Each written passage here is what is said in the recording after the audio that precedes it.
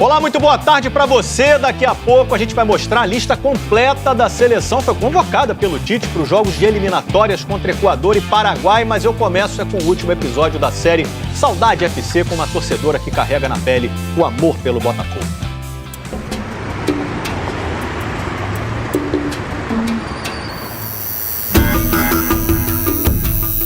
Arte, tradição.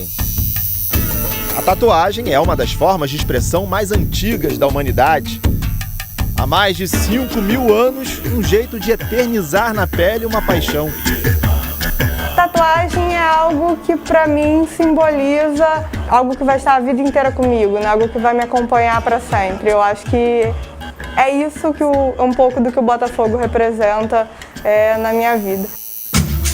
Sara é economista e botafoguense. O escudo do time do coração, tatuado nas costas, é uma marca da entrada oficial na idade adulta. Sempre quis fazer, desde novinha, e aí quando eu fiz 18 anos, falei, não, agora, quando meus pais deixaram fazer, eu falei, agora eu vou colocar a tatuagem do Botafogo nas minhas costas. Hoje, aos 27 anos, o retoque na tatuagem serve para confirmar o amor pelo Botafogo e deixá-lo ainda mais forte diante de um cenário tão desanimador. Além de ver o clube na Série B, não pode ir aos jogos, incentivar o time a sair dessa por causa da pandemia.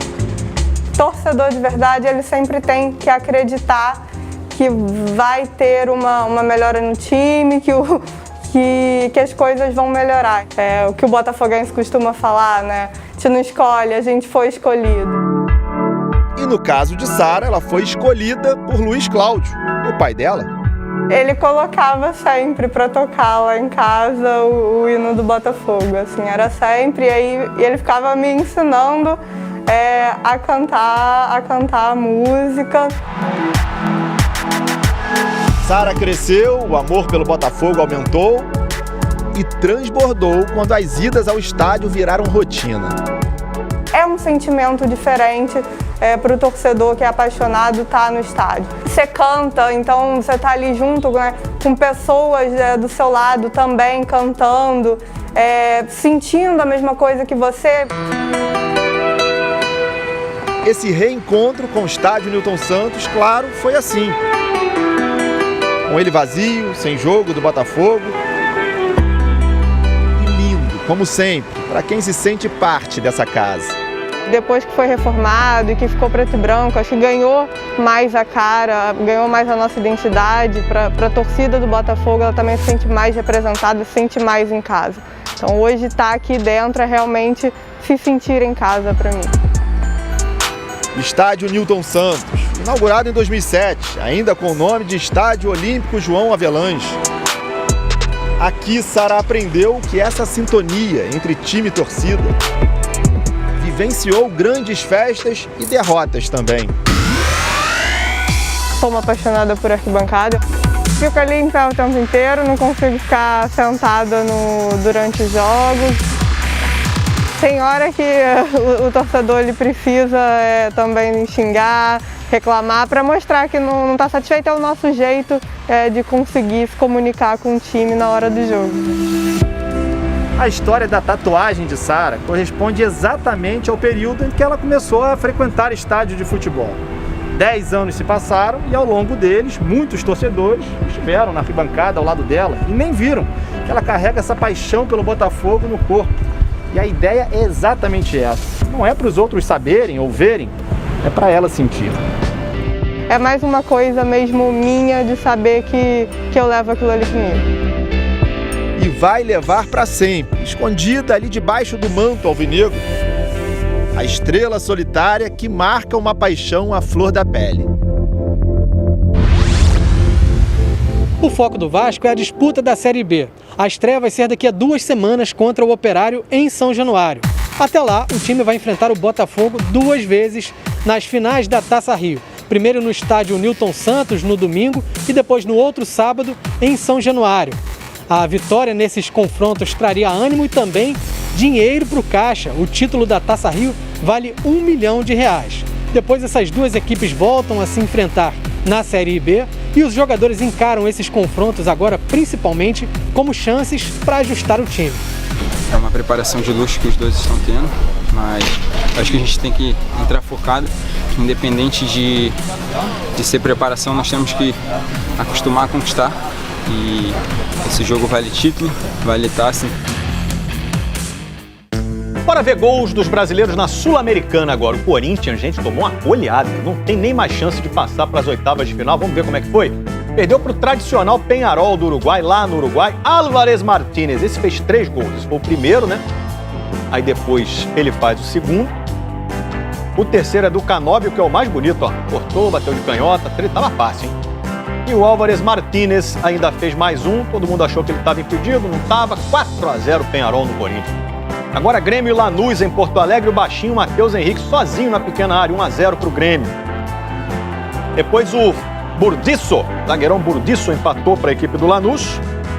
O Ferreira, como um foguete ali dentro da área, fez o segundo do Grêmio, cruzamento do Rafinha. E depois o Ferreira faz o terceiro também, Grêmio 3-1 no Lanús.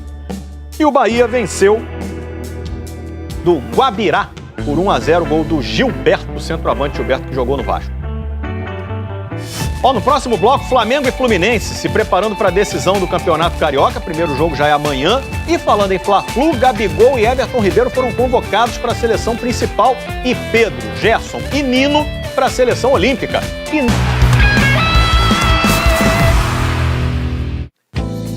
Flamengo e Fluminense vão fazer o primeiro jogo da final do Carioca. No Flamengo, a missão é clara do Rogério Ceni. Tem que melhorar o desempenho da defesa. A velhinha tá sempre acesa em sinal de fé.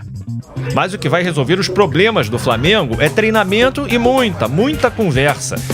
O time é finalista do Carioca, líder do Grupo G na Libertadores, mas já sofreu 17 gols nos últimos 12 jogos desde que a equipe principal estreou na temporada.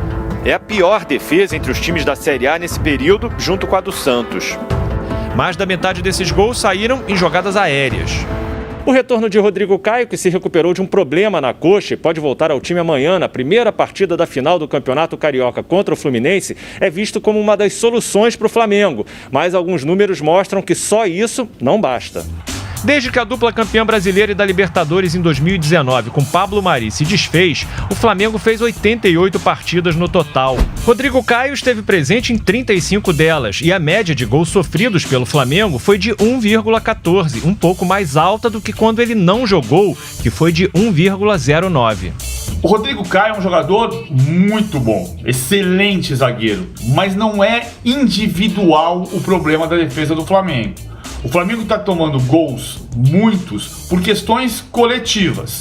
Não é só explodir em um jogador, é o time inteiro conseguir marcar o adversário em todas as partes do campo.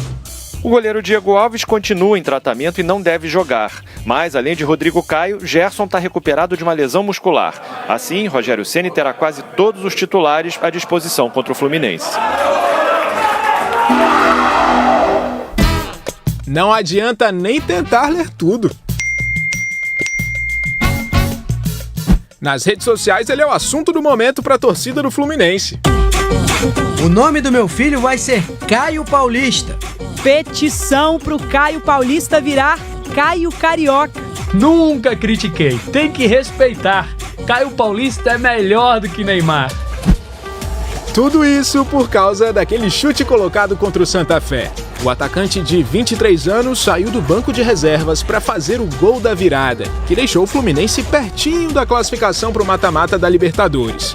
E pensar que ele foi liberado da base do Fluminense quando o contrato acabou em 2017. Numa conversa com a minha mãe, eu disse: mãe, eu não sou isso, eu tenho que voltar lá para mudar minha imagem. O empresário apresentou a proposta que tinha. O Caio Paulista voltou para o Fluminense em janeiro de 2020, há 1 ano e 4 meses. Ainda não se firmou entre os titulares, mas ganhou moral com o técnico Roger Machado. Pelo gol no último jogo e pela forma como reagiu a uma conversa no começo da atual temporada.